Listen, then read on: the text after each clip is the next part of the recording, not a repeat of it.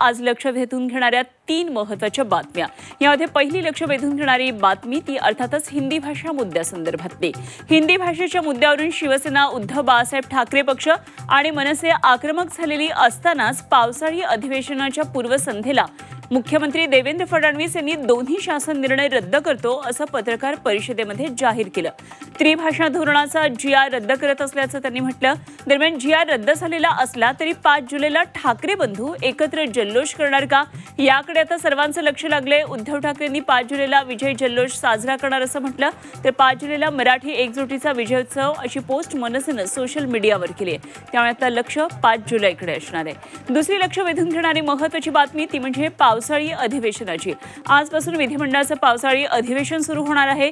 शेतकरी कर्जमाफी, भ्रष्टाचार, मंत्र्यांची बेताल वक्तव्य यासह कायदा सुव्यवस्थेच्या मुद्द्यावरून अधिवेशन वादळी ठरण्याची शक्यता आहे। अधिवेशनाच्या पूर्वसंध्येला घेतलेल्या पत्रकार परिषदेत विरोधकांनी त्याबाबत स्पष्ट संकेत दिलेले होते।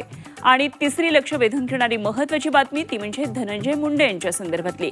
बीडमधल्या अल्पवयीन मुलीवरील अत्याचार प्रकरणात धनंजय मुंडे आक्रमक झालेत। मुंडेंनी थेट आमदार संदीप क्षीरसागर यांच्यावर निशाणा साधलाय आणि गुन्हा दाखल झाल्यानंतर क्षीरसागर आरोपी सोबत होते असं धनंजय मुंडेंनी म्हटलंय। पोलीस तपासावर सुद्धा त्यांनी शंका व्यक्त केली आहे आणि या प्रकरणाची SIT चौकशी करावी अशी मागणी मुंडे यांनी केली आहे।